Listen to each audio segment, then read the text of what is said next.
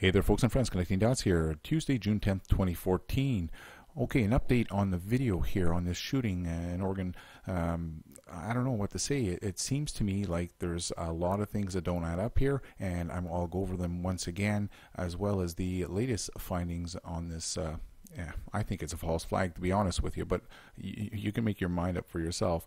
I've only put less than 40 minutes of searching into this, and I've already found a bunch of holes. So the story began here. Apparently at 8:57 we had the police reporting that there were 3 shooters.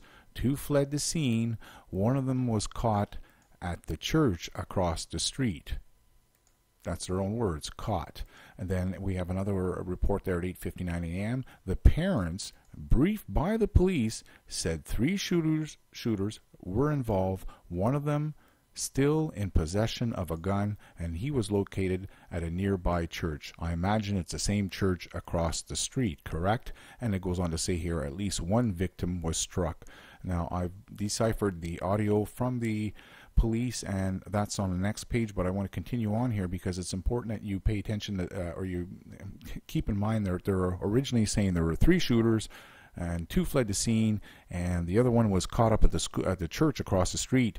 That's very important here because the final story is, if you haven't heard yet, is there were only 1 shooter. The other 2 have disappeared from the media. They're not even talked about anymore. BS.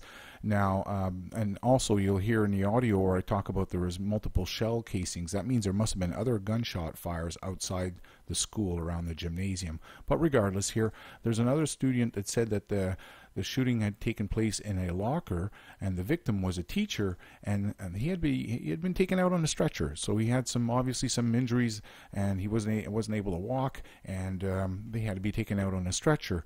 And then we have Deb Kafuri Multama, the county board chairman, who took a phone call during the county meeting this morning and told those gathered that a suspect is down and a student had been shot as well. So now the sheriff went on to say that a shooter was in the school dead. Sorry, the shooter who was in the school is dead, because yes, at the end he turns out he's dead in school. Or was he? Because it seems like he was killed at the church here. Anyways, again here with the shooting which left a gunman and a student dead and a teacher grazed by a bullet. Well, was he grazed? I'm not quite sure here, because as we go on here you get to find out that this young lady by the name of Carmen Lively, who was 16, she arrived when the police were escorting the students out of the school. And she goes on to say that the students were led to a church across the street, that same church where those 2 guys were seen fleeing with the guns, remember? And she also says that she saw the health teacher, Todd Rispler, who had been grazed by a bullet, she says, and he was seen standing with several FBI agents. Okay, so he's been grazed by a bullet, and he was taken out on a stretcher, but very shortly after, because this is, according to her, is when the police arrived, right? Well, he was seen speaking with the FBI. Yeah, the FBI agents, several of them were already on site. Can you imagine that? Yep.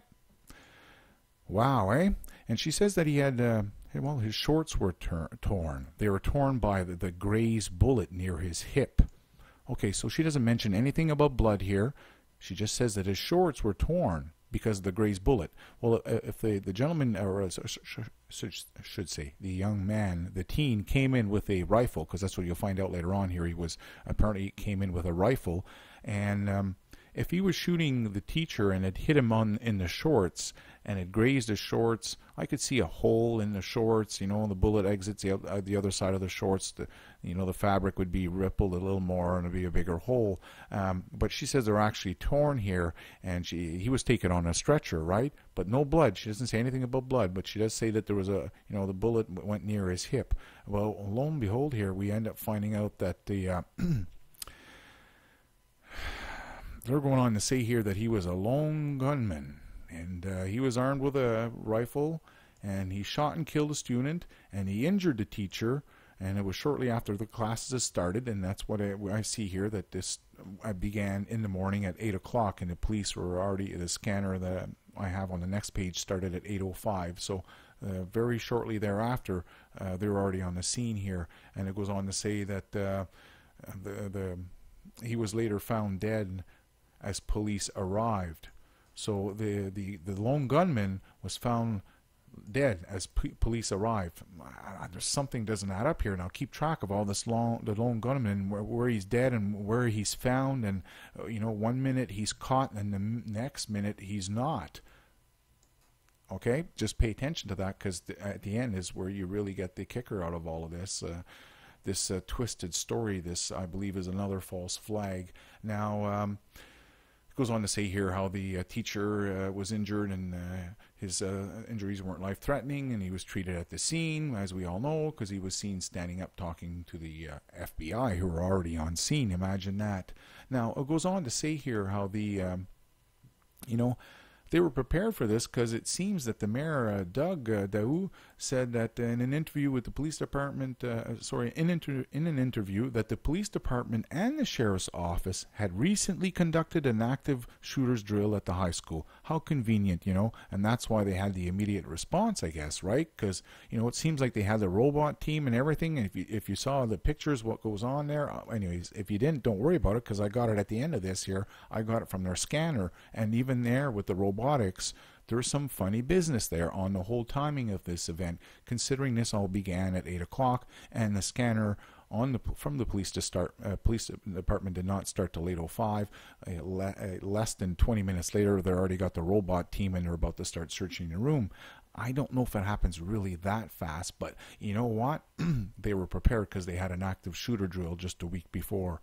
So, lo and behold, we find out here that there are 2 officers on campus that were first responding. I imagine they are the same officers that were saying that there were 3 shooters, 2 of them were seen fleeing. If not, well, they got that report somewhere, because it got transferred to the police, and this is what they're telling people. And then it goes on to say how those same 2 officers met up with a tactical team, and they brought this to a conclusion. Did they shoot the killer? The original suspect? I'm not sure here, but folks, like I said, it gets twisted at the end. Now, to make it even twistier with that injured teacher, we have Daniel DeLong, 15 years old, who says after the shooting that he saw the physical education teacher at the school with a bloodied shirt. Doesn't say anything about the torn shirt. His shorts being torn, or a bullet hole in the hip. You figured if there was a hole there must have been blood of some sort, I imagine, or did they take him out on the stretcher just to make it look good? I'm not quite sure, but if the bullet grazed and never touched him and just ripped the shorts, then he didn't really have a reason to be treated for anything at all. And if he did, then he must have had a Band-Aid where he was treated. And then how come Daniel didn't notice the Band-Aid, but he did notice the bloodied shirt? But how come the young lady, the 16-year-old, who originally saw the teacher, she never mentioned anything at all about, the teacher having blood on his shirt? She says no, his shorts were torn because of the bullet hole near his hip. Yeah, where the bullet grazed him. That's the story here. Anyways, the long story of it is that we have some conflicting evidence right from the get-go, and it gets twistier as we go on to the next page. But before that, look what it says here. Another gun was found on another person, and he was taken into custody, but the police said right away they're not related to the shooting. Okay, I wonder if the 2 guys fleeing the scene were related to the shooting. I believe so. And then Wall Street, lo and behold here, they report the gunman who was armed with a rifle also was killed during the incident. So was he killed, or did he kill himself? Because that's what they want us to believe, that he killed himself in the washroom. And if you don't think they weren't prepared for this, well, look what we have right here. Oh yeah, cases of water. Even look at the fire department. That's the cadet. Yeah, the cadet managed to be there on site, ready to start, helping in this crime scene, delivering bottled water. Yes, the students are hot. They got to give them bottled water. Okay, maybe it's not that funny. And I'm not trying to be funny about this, and I plan on making more of these videos because there's been a shooting here in Canada. Started a month ago here in May. We had 5 people, I believe, that were stabbed in Alberta. And lo and behold, the gentleman, or the young man, before he started stabbing him, he was singing lyrics to the Megadeth band. I'm not sure if you heard of the Megadeth, but even Megadeth themselves have a very twisted history with the singer turning Christian and refusing to sing with any type of evil bands or bands that have evil lyrics. And lo and behold, he's also the same fellow who had the meeting with, or should say, an interview with, who we know was a shill, Alex Jones. Now, I got a lot more on that Megadeth because the recent shooting here in Moncton, New Brunswick, Canada, there was a gentleman that shot RCMP officers, and he happened to put "Don't Tread on Me" flags. You know that flag, yellow flag with the curled up snake? Don't tread on me. Well, regardless, he ended up putting that on the police officers' bodies. Now, what's funny about it, the police officers were trying to apparently arrest him or stop him, when he was running around with his guns, because we have pictures from the back from people taking pictures of him as he walked across their lawn. No, he wasn't holding his gun up ready to shoot anybody. The guns, both rifles I should say, were just kind of like hung over his shoulders, one on his back, and he wasn't out looking to hunt anybody at that point. People were taking pictures. We have a Sun photographer, I believe, I'll show you the picture when I find it, who had a frontal picture of him walking kitty corner across somebody's lawn with his guns, his rifles I should say. But then all of a sudden he ends up well, I'll get into that because it's a long story, and I got to stick with what I got here on this story. But trust me, I'm not done with this, and I'm going to bust the hole on this whole Megadeth thing too, because lo and behold, this young man at Moncton, New Brunswick happened to post the same thing. He posted Megadeth lyrics just before he went on a shooting spree. Now, if you know anything about Megadeth lyrics and what they've been singing about recently since the band member has become Christian-like, well, it's all about kind of like conspiracies, what we follow, how there's a group of people that want to control the entire world, blah, blah, blah, blah, blah. Very interesting. I'll have to get into that in another video. Here's some of the dispatch here that was taken from this video. And this is, like I said, all at connectingdots1.com. So if you want to come stay updated on this, I can't make video after video, and I keep posting the information as I find it. But basically, you get to hear and you can hit the space bar. Any of my videos, hit space bar, and you can read this the entire thing and just hit it again to start up. But basically, we get the police hear of they found shell casings from a 233, and even the smell of gunpowder, and that's outside. So there was obviously shots outside. We never heard of them. And then they talk about 3-4 gunshots in the locker area, and then we have a plainclothes officer who shows up here, and this is where he gets interesting because this guy takes control of the entire situation, and you can tell he's somewhat of a boss, but he shows up there with plain clothes, and he has no gun or nothing, and he's asking for backup, 4 or 5 guys and a couple of rifles. Long story short, by the time you get to the end of it, you realize that the officers, they've got a team in the bathroom here, and that was at 8:16 a.m. That was very shortly after them entering the building, because the dispatch starts at 8 a.m., 8:05 a.m. So by less than 11 minutes later, they've already got a team in the washroom, and by the end we end up finding out that this plainclothes officer is telling everyone, stay outside, do your staging outside. And then when the officer, who seems to be a team with the inside doing the the checking of the washroom, he ends up requesting for a robot, because he says, we have a suspect down in the toilet, but we can't see him. And that's where you hear the plainclothes officer almost immediately responding, the same one who didn't show up with a gun. He says, yeah, we're working on getting a robot inside. How can he be aware of this when he's apparently inside the gymnasium, the school himself? He's on one of the teams in there. If you read the story, there's not very many people. There's only 6 to 8 people in that entire building, and he's keeping everyone inside. Doesn't want any backup at all.